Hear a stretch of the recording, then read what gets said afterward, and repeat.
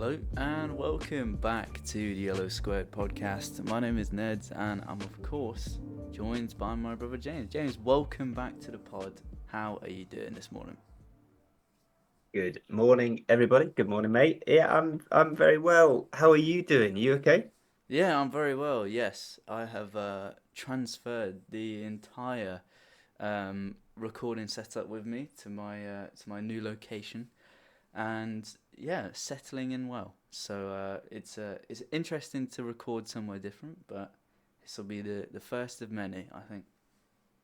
Well, let's hope so, because you've now shifted out to university. So mid Freshers Week, you managed to take the time to still watch the game now.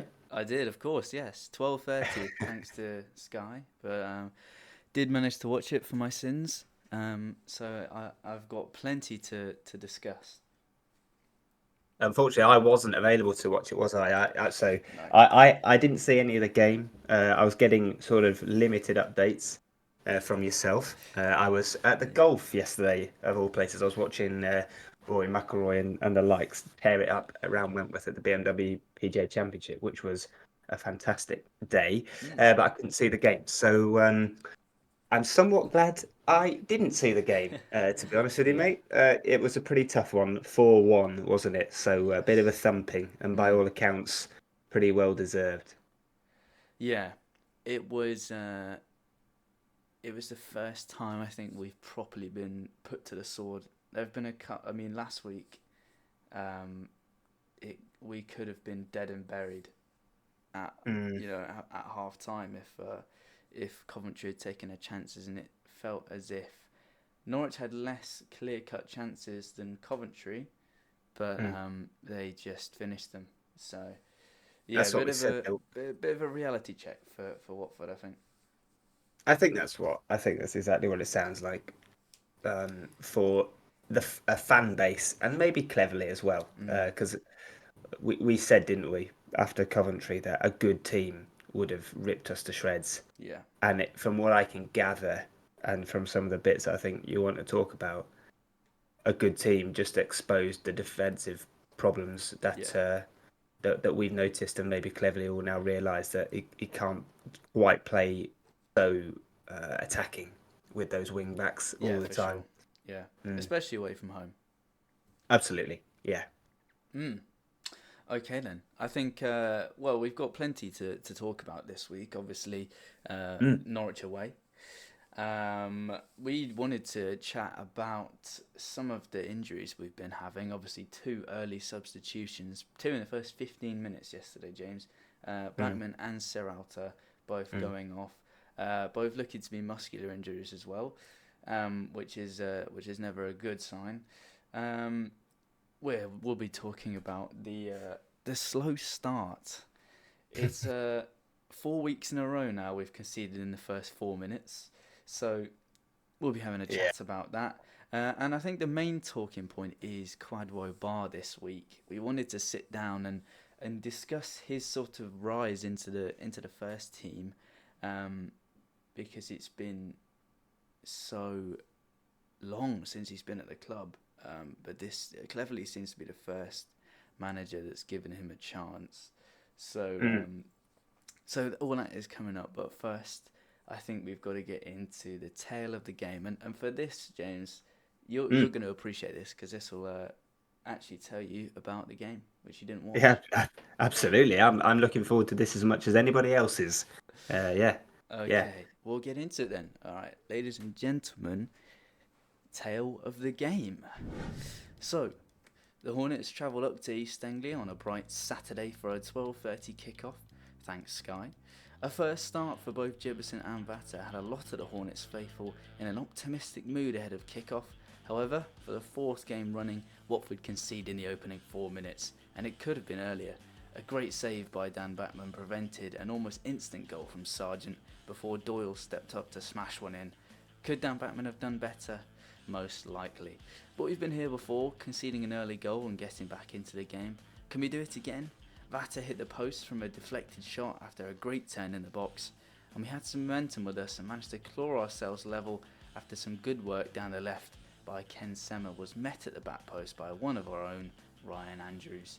A few minutes later, we could have taken a lead with a glaring chance for Jebison, who missed from less than a foot away. Despite these good chances, we still couldn't get a proper foothold in the game. After losing another 2 players through injury, we just needed to make it to half-time level and reset ahead of a very open second half.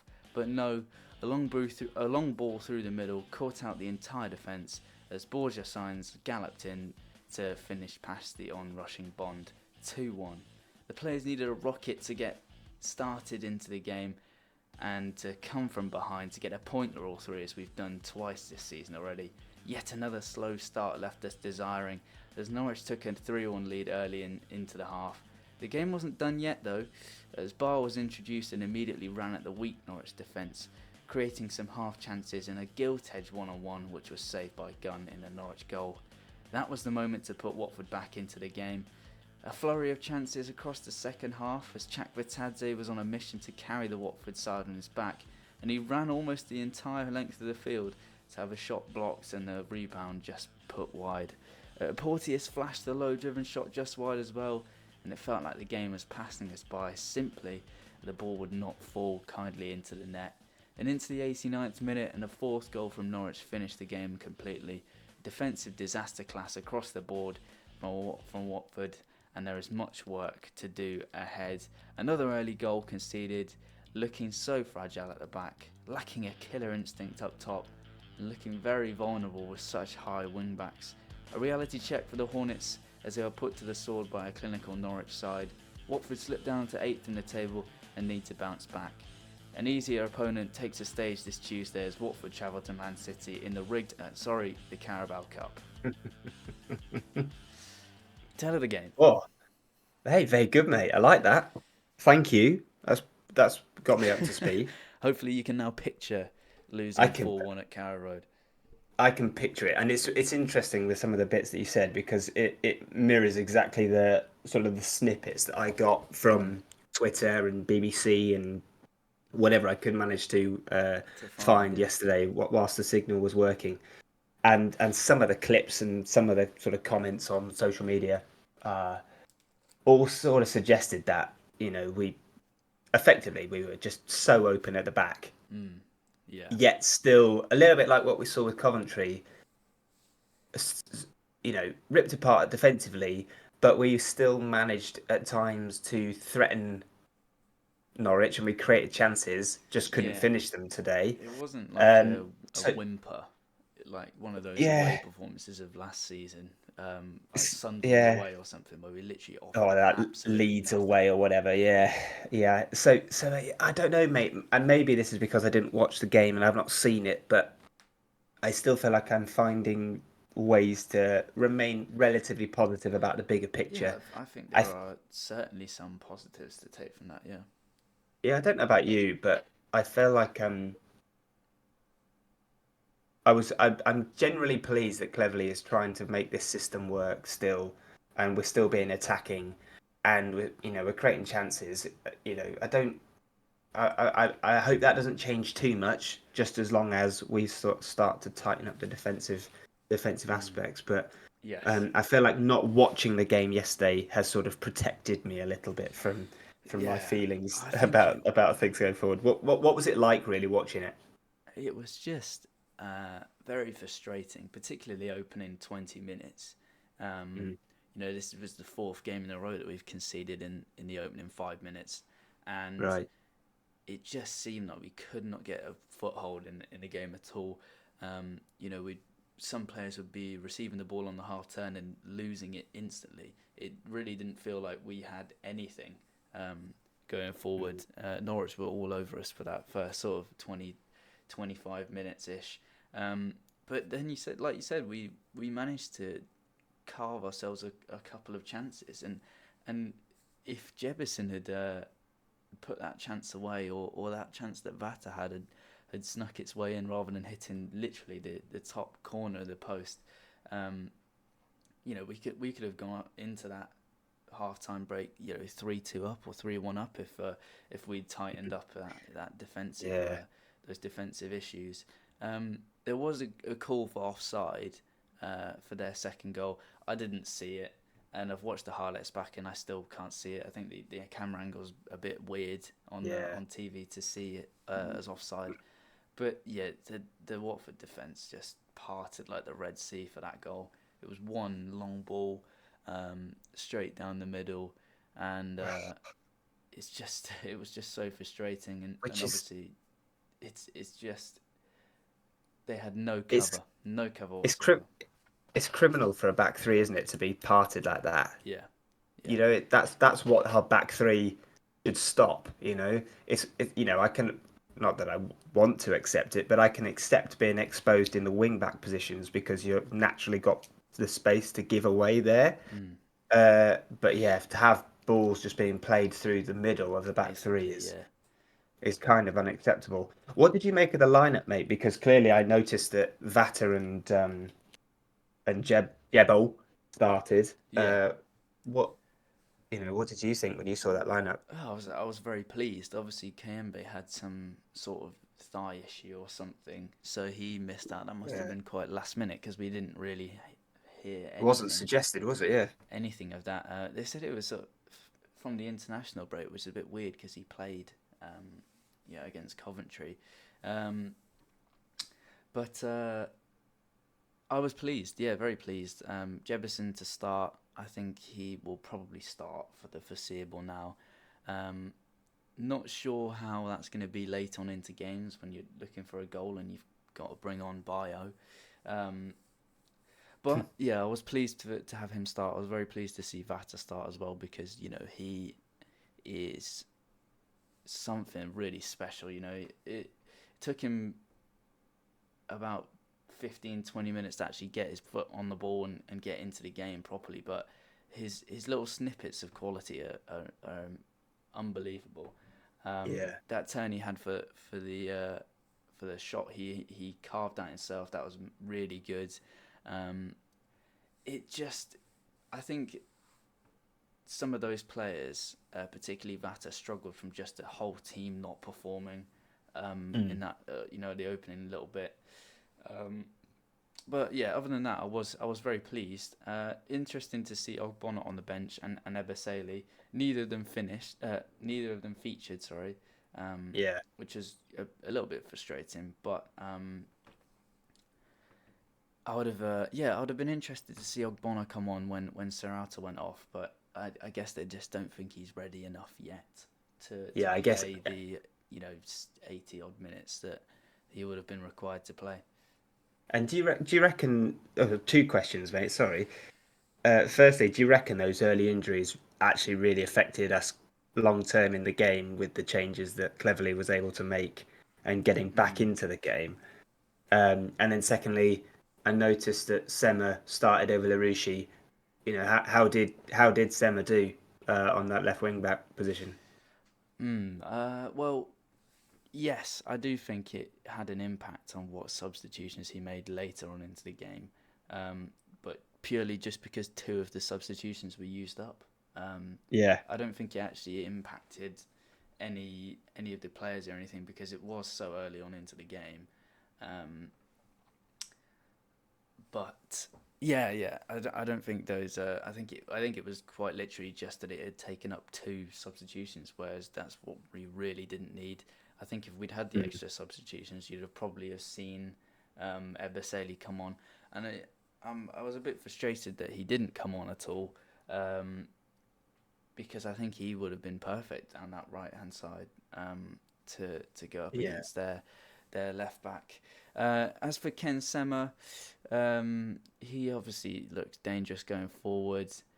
Struggled against their right back, who was he's 18 or 19 or something. So he was Mm. he was very good actually. Um, but yeah, Sema just struggled a little bit against him. He made it round him a couple of times, obviously providing that assist for the goal.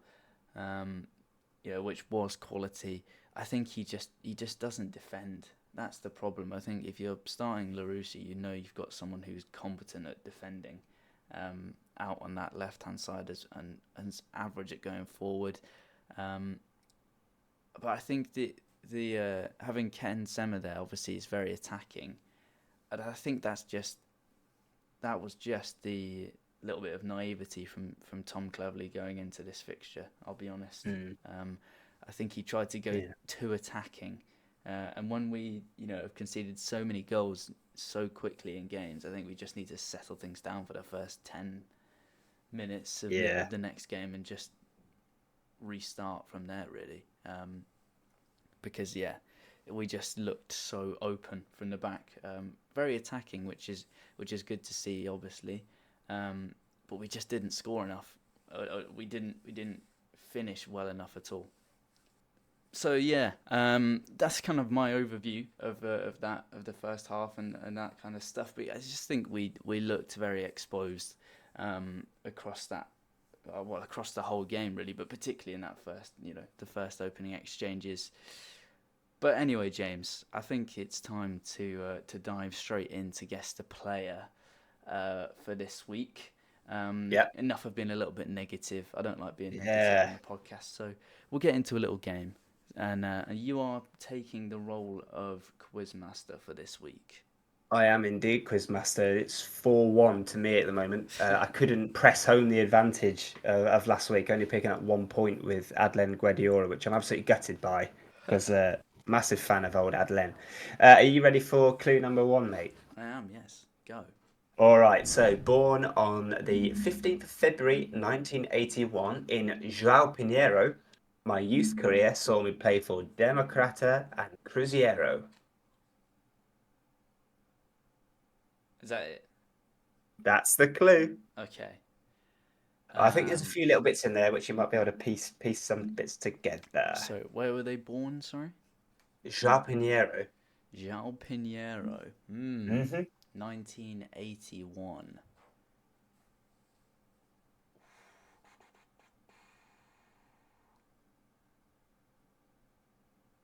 Hmm.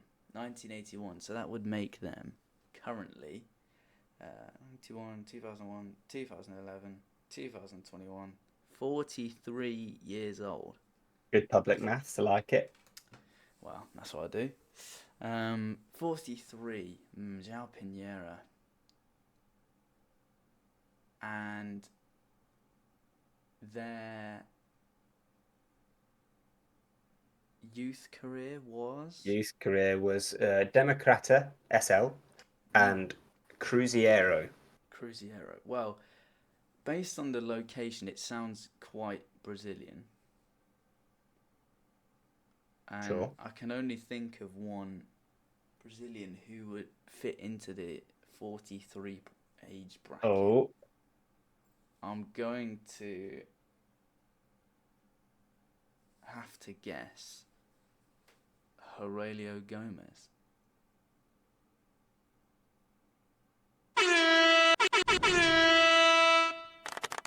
Oh, you love to see it. Come on. A 3-pointer. Very good. Tied it up. Well worked out, mate. Very good. I thought for a second that I just left enough grey space that you might not be able to pick it out from the first one. This is the level. Damn. This is the level of clues that we're putting out together now. That's good. Tough. Yeah, all sorted, mate. 3 points, Aurelio Gomez. Not quite as good as pulling out, Pantilimon. Old Costello. But yeah, 3 points, 4-4. 3 points, I've 4 already all. managed to claw it back together. I think you're going to be kicking yourself if I manage to pull ahead. Yeah, if you go ahead in a 2-week swing would be heartbreaking. Want to hear the other clues? Go ahead. For completeness. So I eventually signed for Watford on a free transfer after playing 223 times for 2 European giants. That was Tottenham and PSV, where I would go on to become a modern-day Watford icon. I also made 11 appearances for Brazil throughout my career, and then I was famed for my wild goal celebrations that I once made an outrageous triple save against Bolton in a 4-3 win, but I also shipped 6 goals in an infamous FA Cup final. Yeah. Very infamous. The FA Cup that could be heading to Vicarage Road. Yeah, I was about to say. If the charges get pressed. He could be the first player ever to concede 6 goals in an FA Cup final and win. What a stat that would be. Yeah. Very good. Aurelio Very good. Gomez, I loved Aurelio. He was great, wasn't he? Yeah, so good. That triple save at Bolton and the double penalty save in at West Brom, I don't Oh, think gets West talked Brom, about enough. yeah. No, But yeah, he's that was very good. Very good. yeah, lovely guy as well. Yeah, Oh he well, seems like a great guy. But anyway, yeah, 4-4. yeah. That's it. I've Four clawed all. it back. No, that Can't believe scratches it. off the another segment later on in the podcast. Um, but yeah, I think we So should you get. wanted some talking points. You had some talking points, didn't you? We did, yeah. Straight back into the talking points. I think we should start with the slow starts. Um, It's it's criminal, really, isn't it? it's really bad. Yeah, they've been saying for a few weeks now they're trying to rectify this. Just looking back on the last sort of 4 games, it was what 2 minutes against Derby, minute against Sheffield United, 4 minutes against Coventry, and I think it was what 3 minutes 3 minutes, I think. yesterday. The worst thing Really, about it, really poor. the worst thing about it for me, mate, is barring Sheffield United, the three teams that we've conceded early goals to Mm, should be coming to Watford, or in the fixture. Uh, they should be relatively nervous. Derby, especially. yeah, I think was it their first away game of the season or something. I can't remember. But do you know what I mean? Like yeah, yeah. recently promoted, we were in good form. There should be no way they should be being given a chance. I mean, it was a good goal, but they shouldn't be given that chance No, no. in that time frame. And likewise, Coventry, who I mean, sat on 5 points now as I'm looking at the table from 6 games. Yeah, You know properly slow they haven't start. picked up. That they should be really nervous. And Norwich, who haven't been very good at all. No. Um, if there was going to be anywhere that you could go as an away ground with a nervous crowd, Norwich would be the place to sort of you know set the tone, set the tempo, get on top, and just try and quiet the home crowd. And those games were just giving teams confidence, which we should absolutely not be doing. And it should be such an easy fix. Well, it feels like it should be an easy fix. Mm. You know? You just keep hold of the ball. I think it's not very difficult. It's just they start so slowly. It's just so sluggish. The Yeah. opposition team is just able to move the ball around so quick. The midfield gets absolutely nowhere near it, and they're somehow just in behind instantly. It's criminal. It is criminal. Um, I think the Sheffield United one was probably the most frustrating, given that was it O'Hare that just was allowed to just run through basically 5 or 6 players, um, and put the ball Ah, in yeah. into the net through Dan Backman. That was the most frustrating one, but I think it's just building up now, isn't it? Fourth game in a row. Um, Well, it has to stop. it does have to stop, yeah, Because it can't be allowed to become a thing. I mean, it probably is already a thing now, and yeah. teams will probably know that if they just come out Just and attack us, yeah, we just will press give it. up a chance. Mm. But it's just so unlike Tom Cleverley. If you'd have said, "How does Tom Cleverley play football?" It would be, committed, all action, aggressive. It would Which not be you, soft goal in the first 5 minutes. yeah. No. So how do you think we stop it? I mean, we've said, I mean, yeah, we've suggested how, but what do you think Cleverley will have to do? Hmm. I'm not. I'm not entirely sure. I think it kind of links into the next talking point of these sort of defensive frailties, but particularly away from home. Um, I know a lot of people were talking about not changing the system at all because it's a good system in terms of going forward, but defensively, I just think instantly the fullbacks are pressing forward from the kickoff on most occasions, and I just think there's so much space, probably too much space, Mm, in behind them for wingers to get involved, and it just carves out easy opportunities. It could have been even earlier than 4 minutes yesterday, or 3 minutes, or whatever yeah, minute it was. It literally could have been 40 seconds or something. They were yeah. literally immediately in behind, ball across the box, and it was a great save, to be fair. Um, but yeah, just the goal yesterday, nobody in the midfield pressed him. He just had the freedom to run forward and hit it. And I'll ask you this question, James, providing you've seen the goal. Um, Yep. See, yeah, it can Dan Batman do better there? it's tough, really. It is tough. I'm not sure if I'm being honest. I don't want to be the person that is. I personally think that Dan's had a good start to the season, so it's difficult to say. Uh, Hmm. Difficult to say. What do you think? Do you think he should have done better?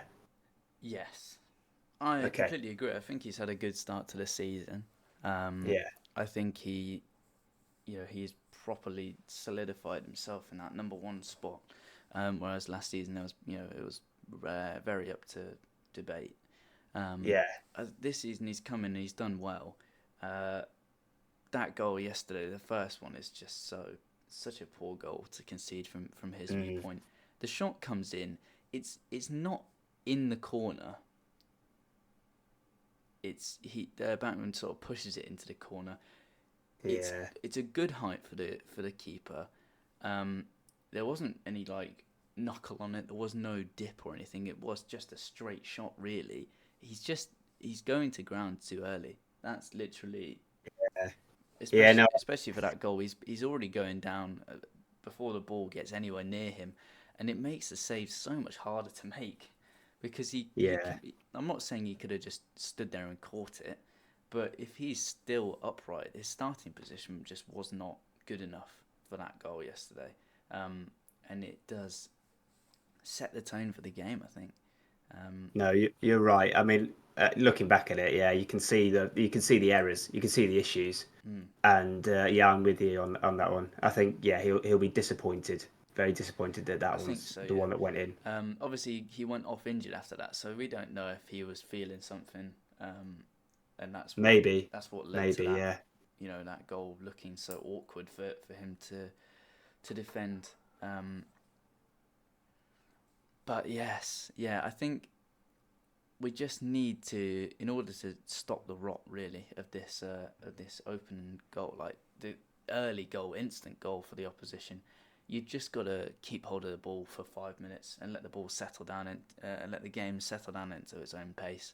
Um, Yeah. I think you bang on with that because I think yeah, if you fix both those things, if you just tell the wing backs to be slightly more cautious at the start of the game, yeah, hold your positions a little bit, it just doesn't give them the space to attack, and you're a yeah, little bit more yeah. compact. I think Um, the defensive shape has been very good so far this season, apart from yesterday. I think that the defensive shape has been good when we're out of what possession. once they get back into shape, yeah, I think so. Yeah, Yeah, it's just they're exactly. being caught, aren't they? Yeah, It's being caught constantly. I think every goal yesterday was sort of on the half counter attack. yeah, They're just being caught cold from being too far forward.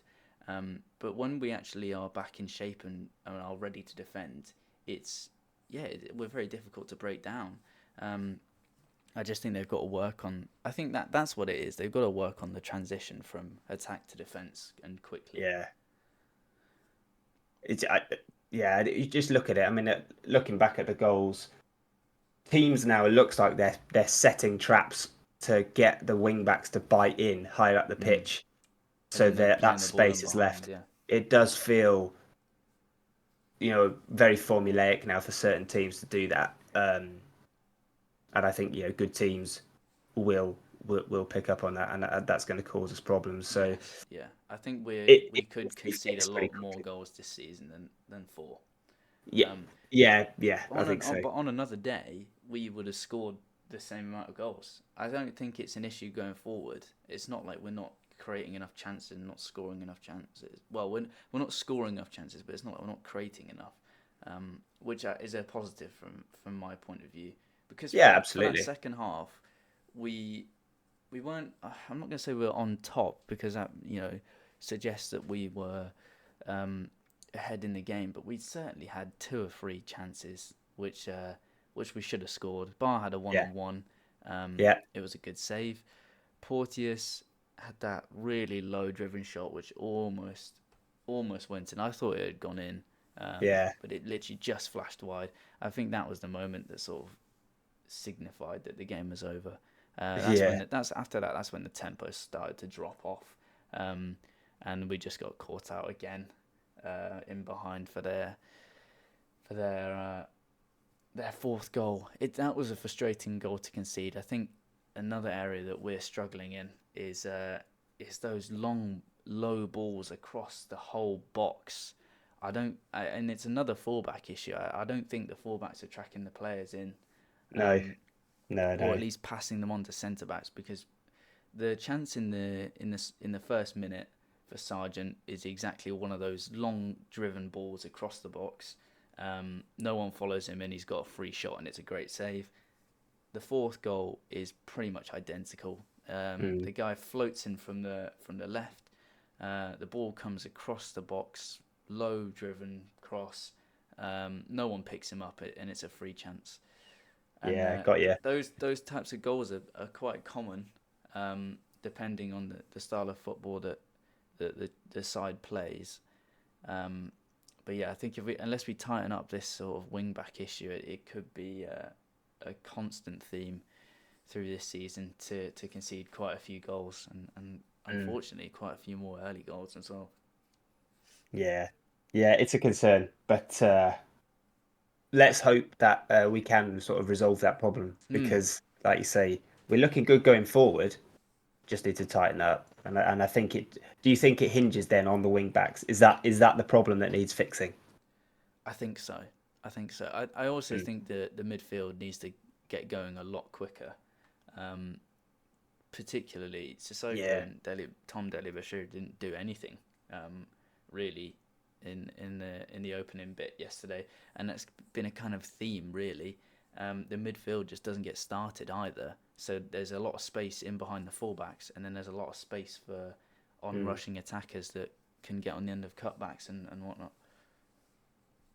So those are the two defensive issues that we've got, and I think it doesn't take a lot to fix that, but they just need to get it done Yeah. quickly before Yeah. Yeah. the Yeah. team properly puts us to the sword. And I get 4-1 is quite bad, but some teams we've got to come up against, especially when you're getting later into the season and teams are banging form. It could get messy Yeah. if we don't take those chances. Yeah. But yeah, I think that kind of ties up the defensive frailties chat as well we had planned. Yeah. Two injuries yesterday, James Backman Yeah. and Siralta. Mm. What are your thoughts on the Siralta one? Because in my opinion, I was a bit annoyed that he started. To be honest, obviously he went off injured Mm. at the end of the last game. They said it was a muscular injury at the end of the Coventry game, and then all of a sudden he's starting when you've got Ogbonna and Porteous on the Yeah. bench. It Yeah. It's a tough one, isn't it? I feel like Cleverley's got himself caught again in two minds. Wanting to reward Sirota for his great performance. yeah Uh, so I think he's risked him, to be honest. And I'm guessing that Ogbonna is just not ready to start yet. yeah. I think that's what I honestly thought was that Ogbonna is obviously ready enough to be on the bench, not ready to play the 80 Yeah, odd minutes, because that would have basically yeah, been like he'd started the game, yeah, yeah. which is why he picked Porteous. But I just don't understand why you would start Siralta over Porteous, just in terms of the injury. I don't think Porteous was I mean, particularly bad yesterday. Obviously Coventry he was pretty woeful, mm, um, but yeah, he it was a strange one to me. yeah. I wonder whether or not Sirota was cleared fit and they thought he'd be okay, Mm. and it's just re-flared up, or maybe we just don't know what the situation is. If Maybe it's it's something if it's else. Yeah, something different, if it's something else, then it's something else, and you can't necessarily help that. But I guess it's a concern because that was always the worry with Sierralta is his yeah. injury record, and Can we know start that quite good, yeah, but it's yeah, the injuries that catch up. and we know that Kevin is not fit for a month or so. Yeah, not So stretching so into October, that one, yeah. we might be stuck. We might be stuck for a few weeks with our options at the back, Yeah. provided Porto comes in, performs, doesn't get himself sent off with a reckless challenge, which I've got this Yeah, recurring it's a nightmare that he'll do tendency. that. So yeah, it's a worry, and I'm also worried about Backman because yes, he should have done better, and you're right to point out that maybe he was struggling to actually move around the pitch yesterday with Mm. whatever it was. Um, and no disrespect to Jonathan Bond, but yeah, I think Backman is the number one from his He is, yeah. performances. Um, so yeah, got to hope that Bond can get up to speed back in the championship and sort of pick Yes. up where he left off with Bond us Bond when he was younger. looked a little bit cold, didn't he? Well, Yeah. I'm saying didn't he like you watched it, but Well, he I would looked a agree with you. he looked a bit cold coming in. I think you can see that from the goals that he conceded. There was a couple of good Yeah. saves in there, but I think he just looked a bit cold. I think getting up to speed in the championship is harder for a goalkeeper when you're just thrust in as a Mm. substitute. Well, I mean, I've seen him in both of the cup games this season, and obviously MK Dons put that to one side. But the Plymouth game, there was a few times where I thought he was actually quite tentative and a bit hesitant. So, yeah, I can agree with you. But if that's what you thought, because I thought that in places as well in the games I've seen of him this season as Yes, too. yeah. I think he just needs to get up to speed, and I guess playing games will do that for him. So I mean, he's I don't know whether you'd see him feature for the under 21s or something, just to give him more minutes and get him up to speed in a game situation. You don't know. possibly, and I suspect that he would have probably started against City anyway in the week, Probably, yeah. regardless. Because Yes. it's underlying, he's a good goalkeeper. With the career he's gone on to have. But Mm. yeah, Yeah, yeah. So there's it's no a denying concern. that. I would like to think that hopefully Backman isn't out for too long because he is a voice and a leader in the squad as well. Yes, yeah, As much as he's a good goalkeeper in the championship. yeah. As much as people like to throw shade at him, I think it's very fair to say that he does offer quite a lot to the team, just in terms of leadership. I think so. And I think we at times look like we're lacking in leaders, which is just so bizarre to me that we've got players like Sissoko and others who do have a lot of experience. Maybe not on the pitch. I think if you added Ogbonna to the starting lineup with the likes of Sissoko, the leadership and experience would be greatly improved.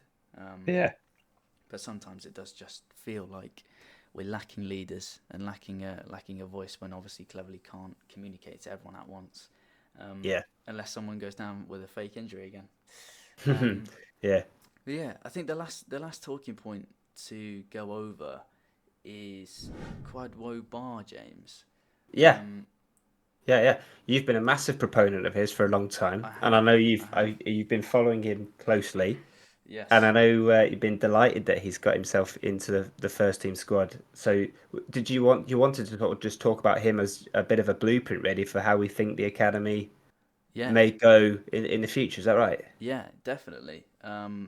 So obviously, when we signed Baah from Rochdale, yeah, this is going back a long time now.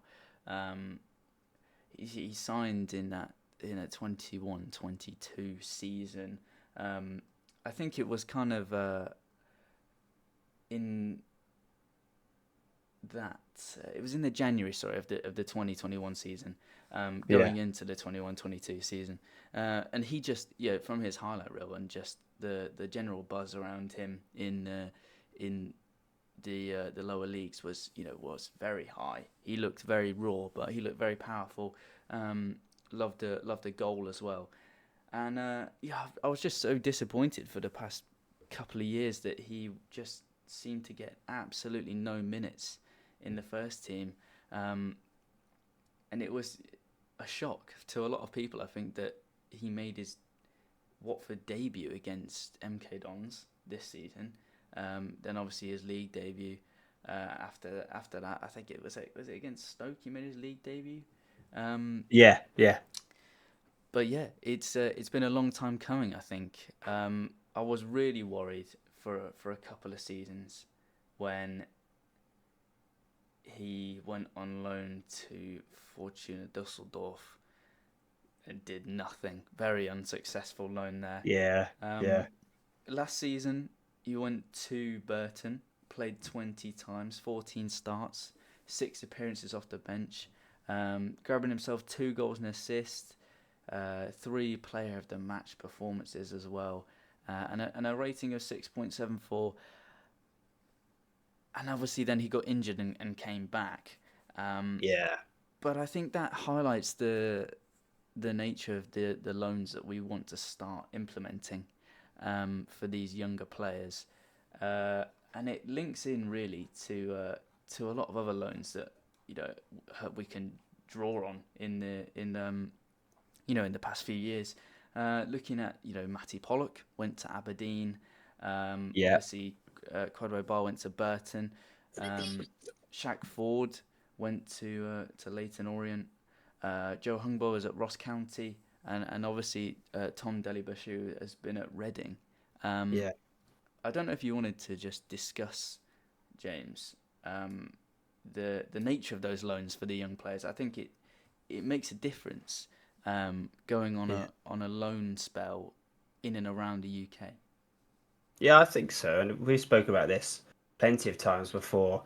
As I th- it just feels like it makes much more sense if you want to develop players to then come into your first team Mm, and perform. It makes more sense to give them an exposure to the type of football and environment and just general fixtures and atmosphere that you're yeah. going to get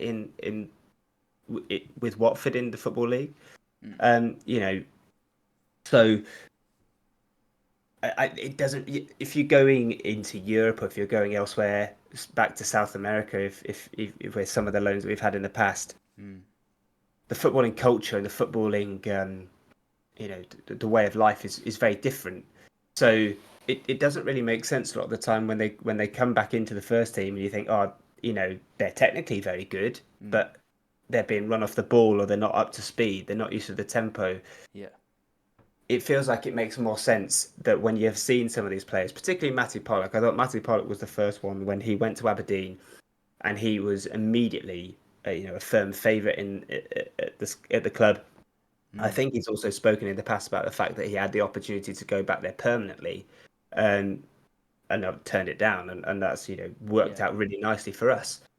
It Yes. makes Yeah. more it Definitely. makes more sense to have playing British football uh, is very particular in how it's played Mm, and in how the fans respond to instances on the pitch. And I think if the new model is to try and send our youngsters out on loan to these sorts of teams, slightly lower league in England or go to Scotland or whatever, I personally think that's going to be beneficial for both them as a player yeah. and for the club because either, you know, we'll be able to bring them into the first team and they can perform for us, or we'll be able to make some money off selling them potentially in the future or increasing their resale value because the rest of the UK and Irish clubs will know what they're capable of doing rather than having them out somewhere in Europe. So for example, Fortuna Düsseldorf, Mm, I'm not surprised that didn't quite work for Kwadwo Baah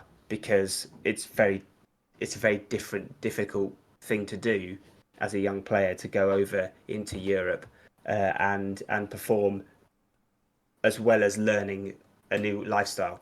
yes. There's one Yeah. less thing to worry about. Yeah. So yeah, I quite like that model. I'm really pleased, like you said, that Kwadwo Baah has come back in and is performing really well because I think he's Mm, had that exposure to English football with Rochdale, with yeah. Burton, and it was working nicely for him.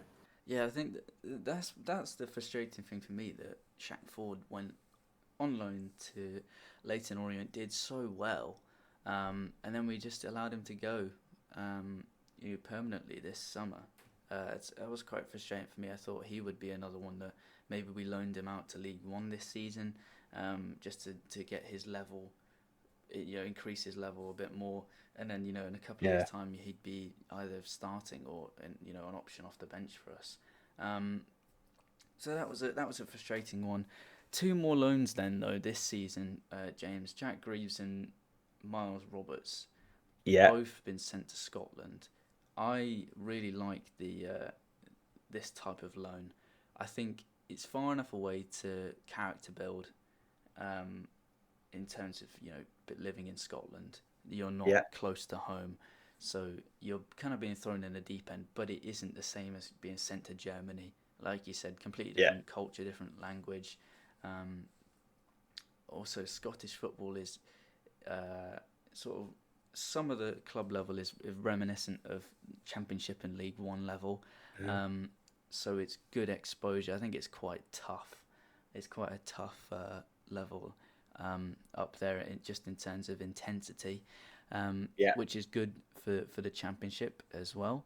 Um, but yeah, I really like those loans, and I haven't seen much of Jack Greaves, but I know Miles Roberts is keeping a lot of clean sheets and is cementing himself as a favourite up there already. He is doing very well. He won the Player of the Month, didn't he, whilst he was Mm, up there? So yeah, it's been a while since we've had a goalkeeper that's sort of come to the academy and has been relatively successful. So that's great to see. yes, yeah, I'm really pleased for him because that looks like it's working out. Jack Greaves, I think I've just had a look. He's made 4 appearances for Ross County.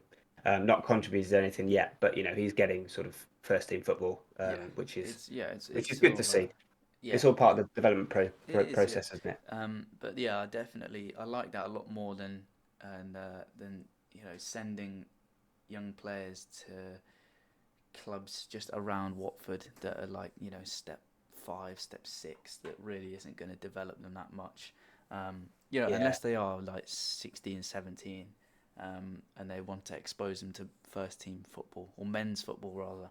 Um, yeah, but yeah, I much prefer this type of loan. It hopefully, um, Kwadwo Baah will be the first of many yeah, success stories out of not out of the academy, but young players that we've brought in for the future that we've mm, then developed and put into a very good asset for the first team. But yeah, I'm delighted for him. Delighted that he's finally started to contribute. But I think it's just deserved. I also think he's been probably one of our best players this season as well going forward.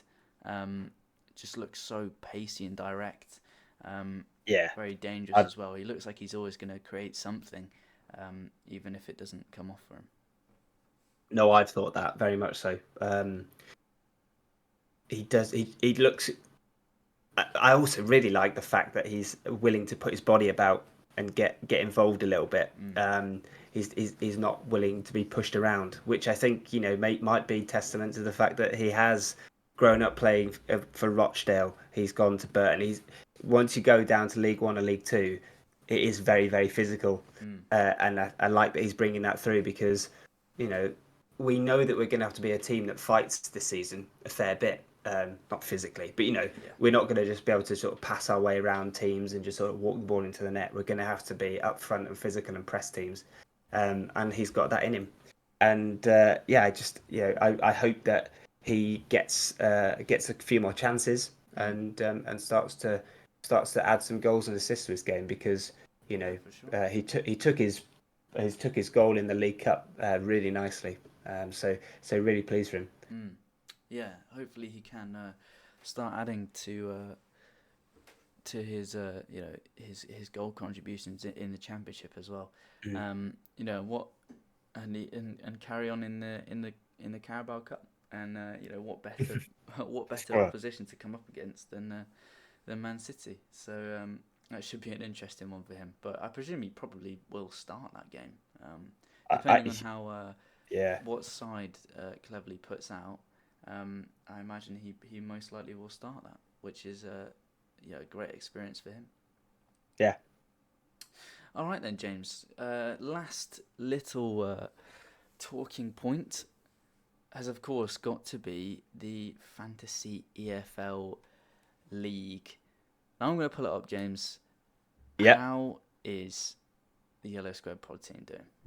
We are respectably mid-table, which is wonderful. Mm, Obviously, as as a podcast team, you know, we don't want to win. That's bad etiquette.